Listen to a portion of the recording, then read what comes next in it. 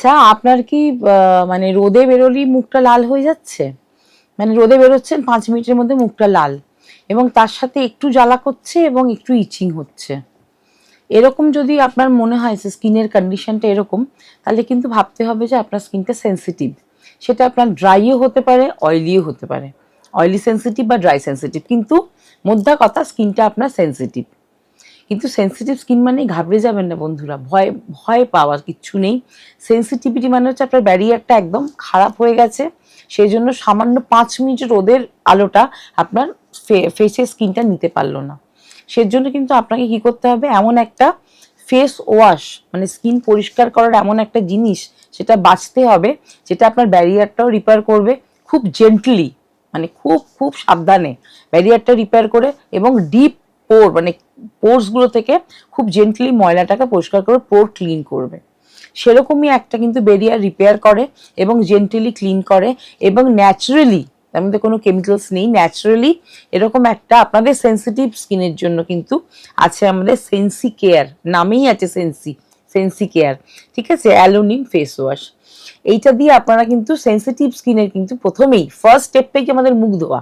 আপনি যদি মুখটা ভালো করে ক্লিন না করেন, আপনি যে কোনো প্রোডাক্ট ইউজ করুন ফেসের কিন্তু কোনো কাজে লাগবে না, কারণ আপনার পোর্স তো ব্লক আছে, মুখের মধ্যে তো আপনার নানা রকম মানে ময়লা ঢুকে, ঘাম ঢুকে, পোর্স ব্লক, তাহলে সেই প্রোডাক্ট ঢুকে কাজ করবে কি করে?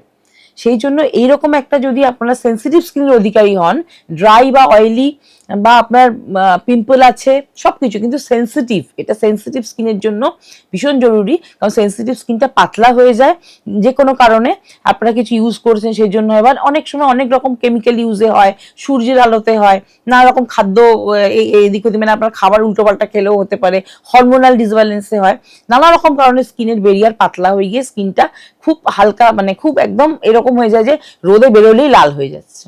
এটাতে ভয় পাওয়ার ঘাবড়ে যাওয়ার কিচ্ছু নেই। সেন্সি কেয়ার দিয়ে মুখটা দিনে 2বার ধুতে হবে, 4 ফোঁটা দিনে 2বার ইউজ করতে হবে।